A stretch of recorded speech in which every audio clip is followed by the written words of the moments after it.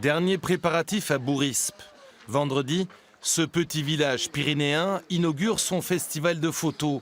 Et c'est dans les rues et cours que seront exposés les 320 clichés. De la bataille de Mossoul au carnaval de Dunkerque, en passant par les Gilets jaunes, chaque reportage raconte une histoire. Les gens sont surpris quand ils arrivent.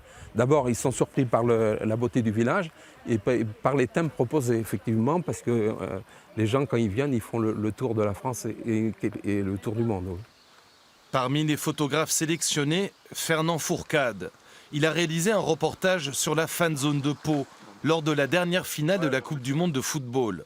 C'est la première fois que ces photos sont exposées en plein air. C'est magnifique, des cours particulières. Moi, j'adore ça. Moi, je suis à la campagne, donc ici, je suis chez moi. Je suis chez moi, c'est le cas de dire.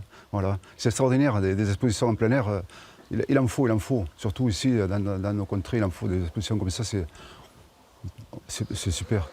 C'est aussi l'histoire de ce village de 180 habitants qui est exposé aux visiteurs.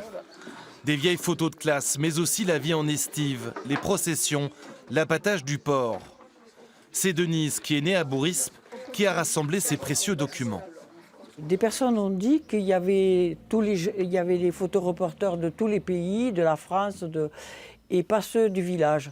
Donc on a pensé que ce serait bien de rendre hommage à nos anciens.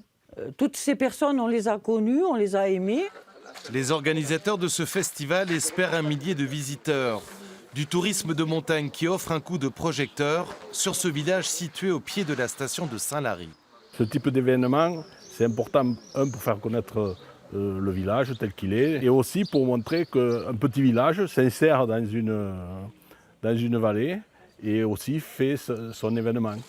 Le festival Journée du reportage doit durer jusqu'au 21 juillet dans un village qui a gardé tout son charme d'antan.